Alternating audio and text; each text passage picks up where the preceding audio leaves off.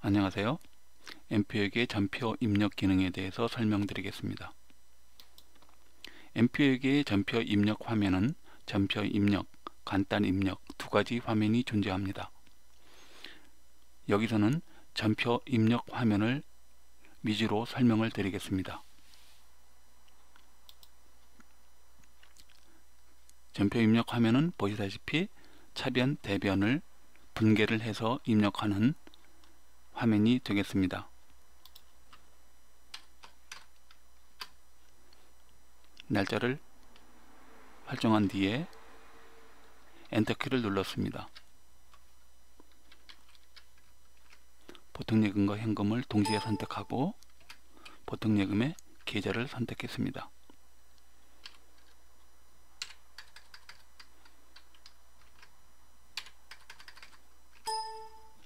이 전표는 현금을 예금으로 입금시키는 전표가 되겠습니다.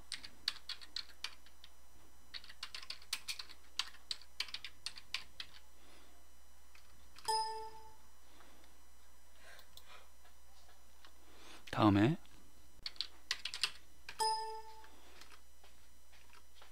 보통예금에서 보통예금으로 이체하는 과정을 설명드리겠습니다. 똑같은 보통예금을 쳤을 때 관리번호가 앞전에 입력되어 있던 관리번호가 자동으로 복제가 됩니다. 이렇게 되면 통장과 통장 이체를 할 수 없으므로 별표를 입력하고 엔터를 치시면 다시 계좌번호 선택란이 나오겠습니다. 하나는 하나은행, 밑에는 신한보통이라는 계좌가 선택되어 있고 여기에서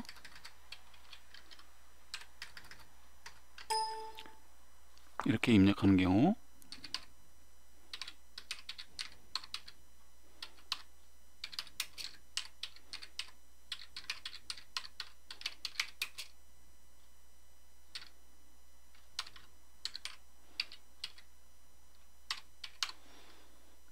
예금 이체가 되겠습니다.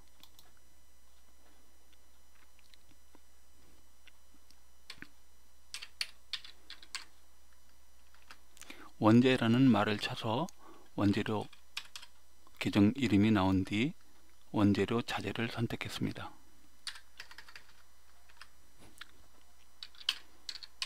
부가를 쳐서 부가라는 말이 들어가 있는 계정들이 나왔습니다.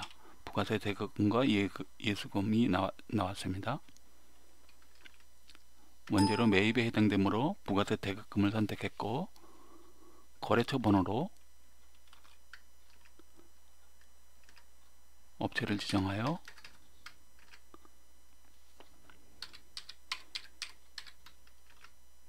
외상 매입금으로 55,000원을 입력했습니다.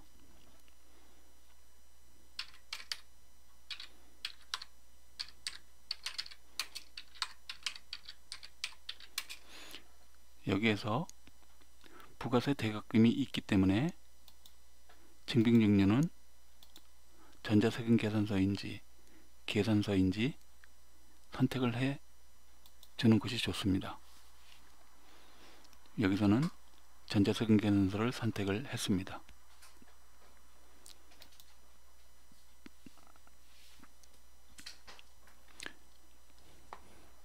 매출 전표를 입력하겠습니다. 매출일 때는 서비스 매출인지 제품인지 상품 매출액인지를 선택을 해 주게 되어 있습니다. 상품 매출액을 선택한 후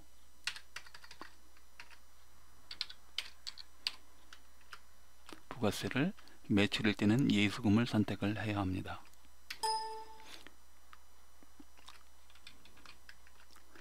청우산업이라는 거래처에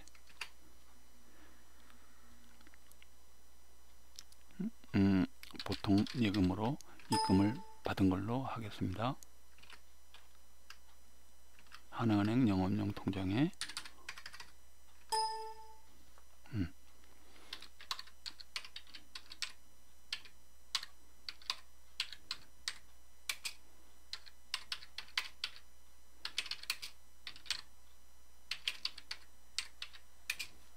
보통 예금으로 이체를 받고 상품을 매출한 경우 입력 방법입니다.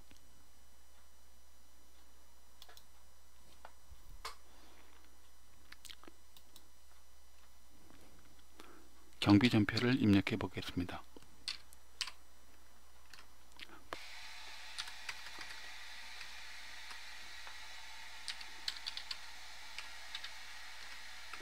부가세에 해당되는 전표가 아니라서 증빙증류를 다른 걸로 바꾸라는 메시지가 나온 것입니다.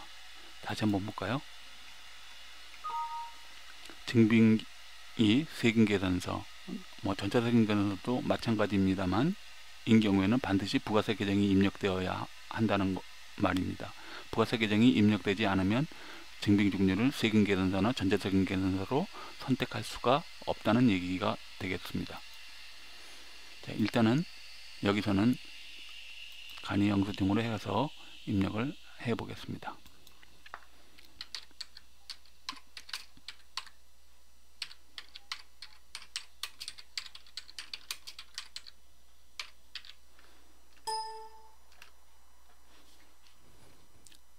여기에서 복리라는 말을 치고 엔터를 눌렀을 때 검색에 대해서 설명드리겠습니다. 복리후생비는 판관비 복리후생비와 제조경비 복리후생비가 두 가지로 존재하며 판관비일 때는 계정코드가 5번으로 시작되고 있고 제조경비일 때는 8번으로 시작되고 있습니다. 여기에 검색어라는 것이 있습니다.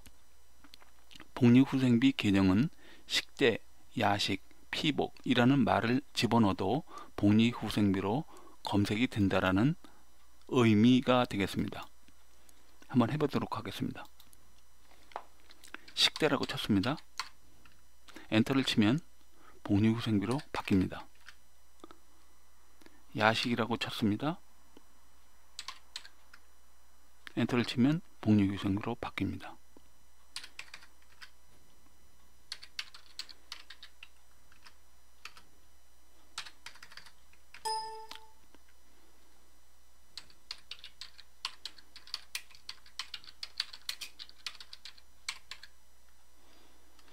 이렇게 해서 전표를 입력하도록 하겠습니다. 여기서 잠시 그러면 어떤 키워드들이 존재하고 있는가를 잠시 보고 오겠습니다. 파일에 코드 정확 관리를 누르시면 회계 계정 코드가 나타나게 됩니다. 이 회계 계정 코드는 검색 이름이라는 것이 존재합니다.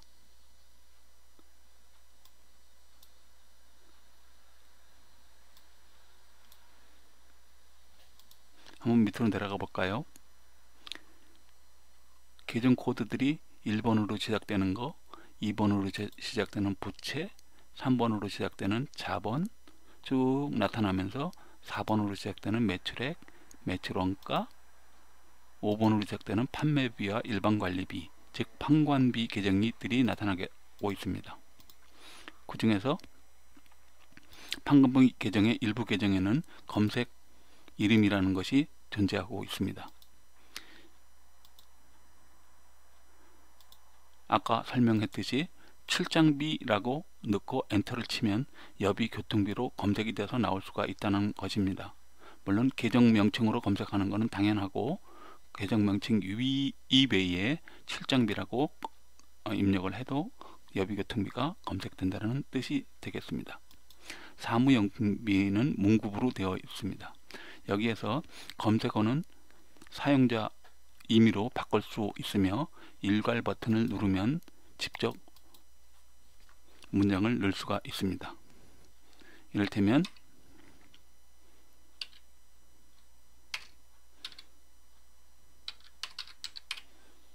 이렇게 문방구라고 한번 넣어보겠습니다. 넣고 닫고 여기에 와서 문방구라고 한번 넣어보겠습니다. 사무용품비로 대체되는 모습을 볼 수가 있었습니다. 이 다음에는 자동 완성 기능이라는 것입니다. 차변에 금액을 집어넣었을 때 대변 금액을 넣지 않은 상태에서 자동 완성 버튼을 누르게 되면 자동으로 현금 계정이 들어가고 있는 것을 보시게 됩니다.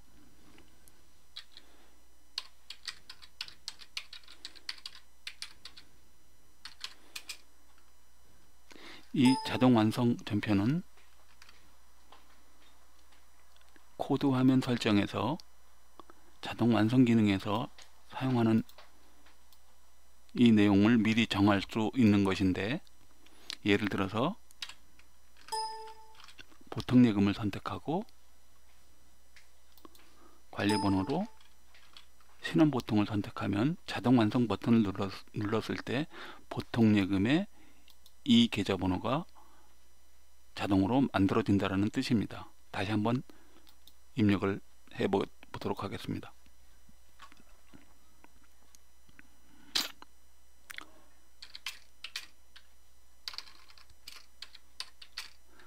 사무해서 사무용품비를 선택하고 5만원을 입력하겠습니다. 자동 완성 버튼을 누르게 되면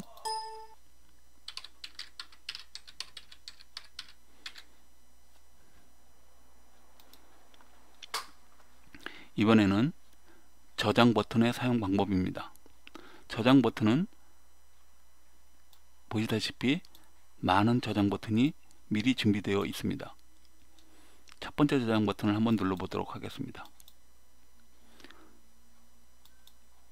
해당 버튼을 누르면 해당 버튼에 저장되어 있는 분계 사항이 바로 화면 위쪽에서 나타나게 됩니다. 그러면 저장 버튼을 어떻게 저장하느냐를 설명드리겠습니다. 먼저 분계를 만듭니다.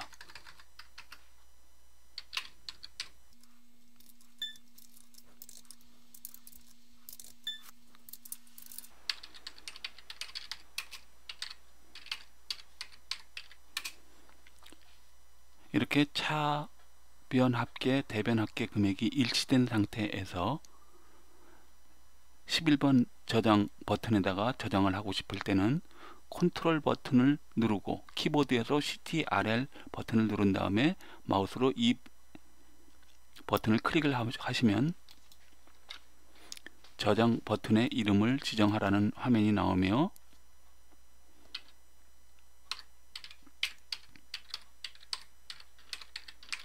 매출 저장 1이라고 저장을 했습니다. 그러면 매출 저장 1 버튼이 나오고 이것을 지워 보겠습니다. 다 지워진 상태에서 매출 저장 1 버튼을 누르면 저절로 나오는 것을 알 수가 있습니다.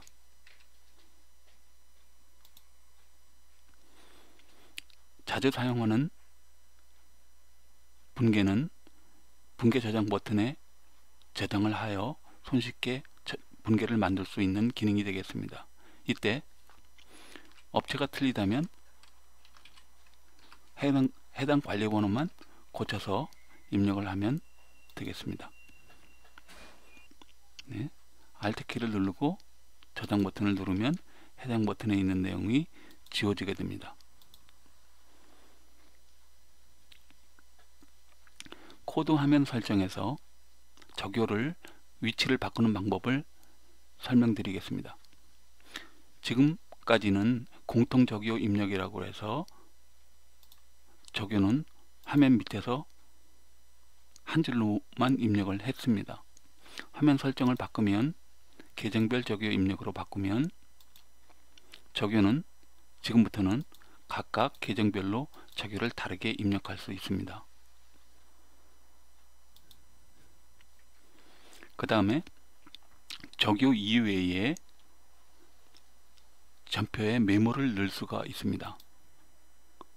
추가 메모 입력이라는 버튼을 누르게 되면 조그마한 메모를 입력할 수 있는 창이 추가 표시됩니다.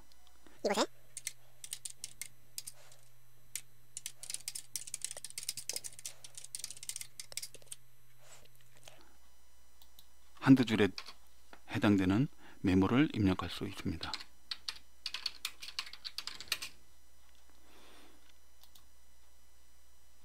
이렇게 메모가 입력되어 있는 전표들은 전표 조회 기능으로 전표를 조회를 했을 때 그 메모 사항이 전표 밑쪽으로 나타나는 것을 볼 수가 있습니다.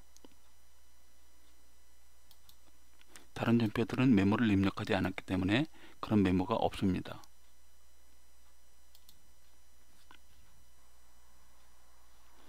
새로운 관리번호를 등록하는 방법에 대해서 말씀드리겠습니다.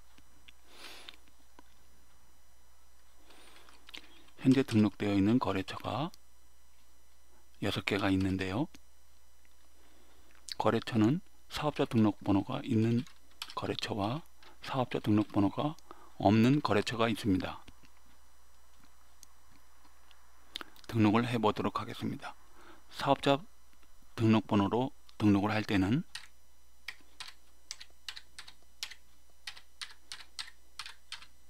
이런 식으로 사업자 번호를 친 다음에 엔터를 치면 미등록 거래처 번호입니다. 등록하시겠습니까? 라고 하는 메시지 창이 나타납니다.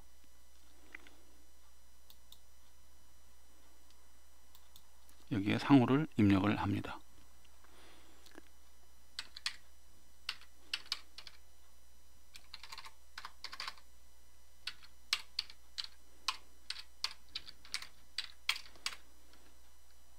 대표자, 주소, 종목은 입력하지 않아도 등록은 되겠습니다.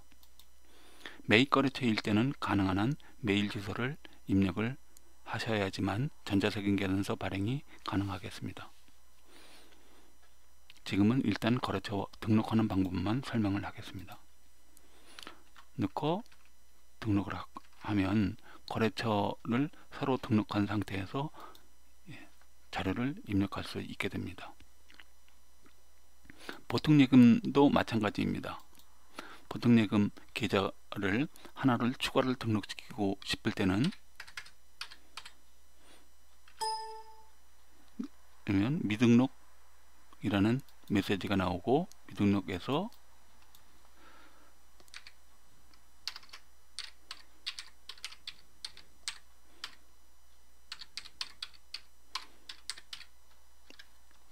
이라고 이 계좌 이름을 설정한 다음에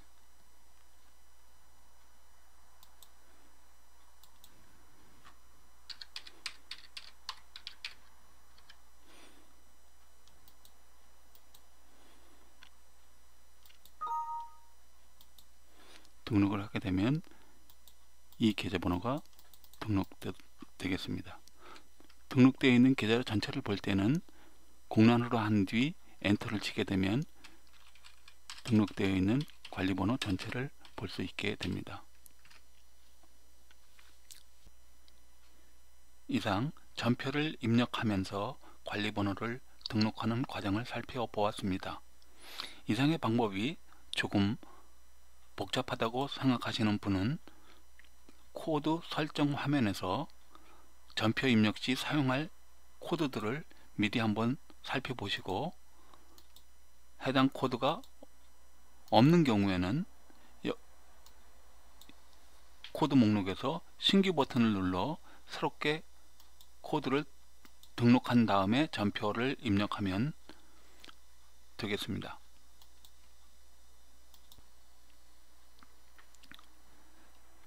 담당자와 현장 원가를 관리하는 방법을 말씀드리겠습니다. 전표 입력 화면에 처음 들어왔을 때 표시되는 담당자는 프로그램 제일 처음에 로그인 할 때 입력한 사용자와 연결되어 있습니다. 즉, 이 프로그램의 처음 로그인 할 당시에는 게스트라는 사용자 아이디로 들어왔는데 게스트라는 아이디를 살펴보면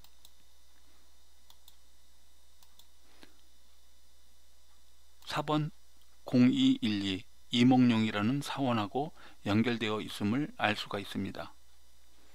이렇게 게스트라는 사용자 아이디는 이몽룡이라는 사원하고 연동이 되어 있기 때문에 화면을 열 때 이목영이가 제일 먼저 나온 것입니다. 물론 선택을 변경하여 다른 사람으로 변경을 할 수도 있습니다. 다른 사원의 목록은 코드 종합관리에서 임직원 4번으로 등록을 하시면 되겠습니다. 임직원 4번을 등록할 때는 4번을 먼저 부여를 하고 이름을 등록하면 되겠습니다.